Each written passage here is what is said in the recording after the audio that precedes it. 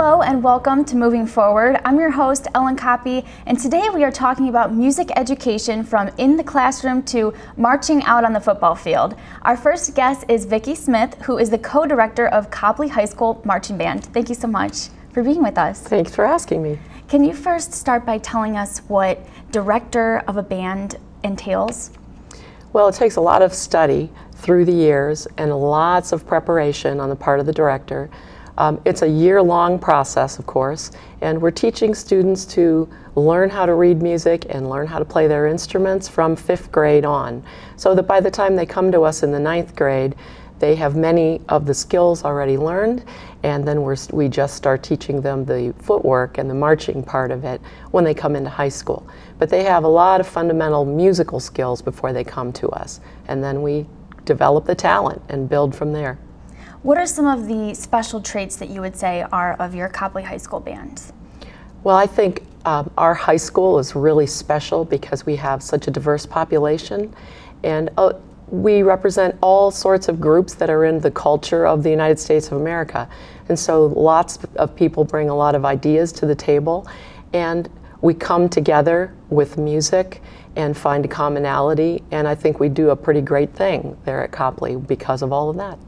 Can you tell us a little bit about how the classroom atmosphere and students learning on the field is different, that indoor and outdoor traits? It gets pretty challenging outdoor when the weather is the way it is today, when it's cold and rainy. We learn from discipline from inside. We have to learn how to be very quiet and work together in a quiet situation, and then we translate that outside on the field. Right now we have 220 members in our band, so the indoor facility is jammed, and we have had to learn a lot of discipline in dealing with that situation. That's new for us. We're a lot bigger this year. But this particular group is very good with that, and I think we're having very, very good results, and everybody's enjoying themselves a lot more because of the discipline set up in the beginning. So after being inside and then going and taking 220 people outside onto the field, what's the process to guide them all at once? There's some group teaching. Usually my coworker, Mike Foster, teaches from our marching band tower with a loudspeaker that can be heard for several blocks around town. And then those of us who are on the field, I'm usually on the field and then individually correcting students. During marching band fundamentals, we also pull in some college student helpers and percussion instructors, and our guard instructors are around. So we have numerous people out on the field in amongst the students in correcting individuals with marching. But it's a one man running the talking part of it from the tower at the beginning to save time. And with competitions that you go to, what do the judges look for? There are a number of judges, and 2 of them right from the top are judging your music, and then a 3rd judge judges only percussion on the field. Then those 2 music judges also rate percussion, and that combines for a 3rd overall judge. There are 2 judges who just look at the general effect of the band, and 2 others who judge the visual performance of the band and the visual effect. And then there are finally 2 more judges who are judging the color guard, the auxiliary unit, and their precision. What can you say about being judged, the students, as a group as opposed to going into a competition individually?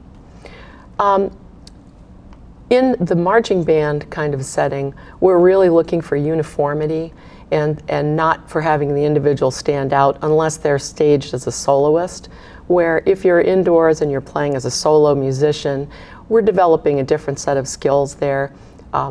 Certainly the same type of confidence, but in that respect you do want to stand out and play as a leader with the accompaniment as opposed to always blending in with the total group in the large ensemble. Do you feel that it's beneficial to students to either be individual or a group? I think it's important to be able to do both. In our working world right now, people are all talking about the value of collaborative effort, and we're teaching 220 people how to produce a single product where no one person receives all the glory or all the blame. And that's a very important lesson, There is no class bigger than that or no group of anybody bigger than that in our school, and I would think that's probably the case at most schools. And we're very proud of the collaborative project that we're putting together and the results that we're getting. Well, we actually had a chance to talk to some of the individuals that are in the group, so let's take a look at some of their thoughts. We're doing something called Hate to Love, and it's basically about two people breaking up and then falling back together. And I think this year will be a really good year for the Copley Marching Band. It takes a lot of mental power to play music. Normally we do like a few marching basics, like we'll just march around. He'll tell us what we need to do. And stop. Good. Be there in 5, 4, 3, 2.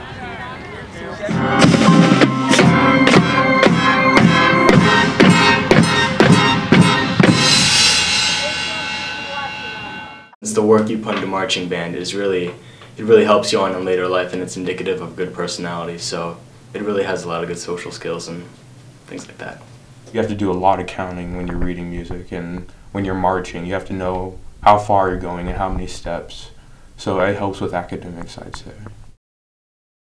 As cliche as it does sound, we are a huge family, and we all know and respect each other.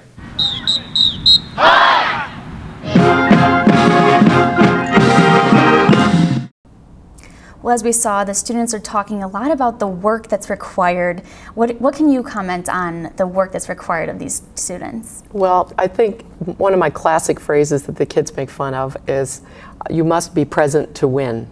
And really, I think it's just a good life lesson in everything that we do, that you have to be physically, but also emotionally and intellectually present in every activity that you address. And our students do understand that discipline that goes into just focusing when you really maybe don't feel like it, if the weather's bad, now it's getting cold, my instrument doesn't work, or all of those sorts of things. That focus is dedication, is discipline. That's going to definitely lead to greater things for all of them as they proceed in their lives. How much practicing behind the scenes, how much work and practicing hours are put in for these students? We actually don't practice that many hours after school. Of course, we have band every day during the day. Oh, yeah. And we put a 2.5-hour rehearsal in on Tuesday evenings, and then we really just stay an extra 45 minutes 2 other days. On performance days, we come a bit early and run through our performance just to get our focus, but we're doing quite a bit with just a few minutes of practice time in addition to the school day. We're happy about that. Yeah, it definitely does add up to be a lot of work that they put in. Yes. Moving on to music education, what can you talk about the importance of it for kids of any age? Well, we all know that music in the schools is something that contributes a great deal to a student's GPA and to their test scores in the large group testing that is done throughout the state of Ohio and the United States in general. It's also a draw to keep kids in school. Kids in music groups do not have the same dropout rate that other groups of students do in high schools.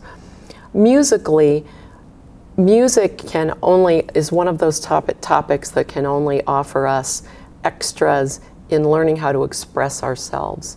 We use music in our world to celebrate activities. We use it for healing when bad things happen to us. And we use it for ceremonial events. So the Copley Band marches in the Memorial Day Parade and in the 4th of July Parade when we're commemorating individuals. We have a Veterans Day concert. Last year, a group of us from Copley played at a deployment ceremony. So we're doing community type events also. And we've had some unfortunate events in our community where music has been a big factor in the healing process as students have passed away. And we've even had a piece of music dedicated and commissioned for 3 high school students who passed away several years ago. So we're learning the expressive properties without words, and really we don't teach that outside of the arts in school. And it's a necessity in our lives. What can you say about the rewards that you get out of this job and teaching students music? Well, when I grow up, I still want to be a band director and a music teacher. I'm blessed to have this position at Copley. I feel that I've been planted in just the right place where I belong, and I love going to work every day with these kids. I have the best students in the world. Do you have any events coming up that you're looking forward to? We're hosting our own competition in 2 weeks on October 15th at Copley High School with 10 guest bands coming, so that'll be fantastic. And we're off to state marching band finals. We qualified last Saturday, so we're hoping to get a date at the end of October for state marching band finals at Dublin Jerome High School. Great. So as you look forward to the future, what are some goals that you have of where you want to take your band? Well, we're always looking forward to new pieces of music and new events.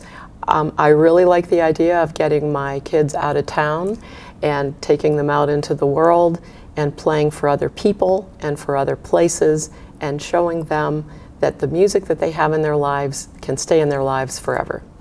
And for people who may not be involved in band, what opportunities can they find to find music in the community? We have a fantastic choir program at our school, and at the middle school level, we still have guitar classes going on. So there's a whole lot of encouragement for music participation and yes, to carry on the rest of your life. Well, thank you so much for being here. Thank when we you. come back, we're actually going to have the opportunity to talk to a violinist, and she's going to share her story with us. Keep it right here on Moving Forward.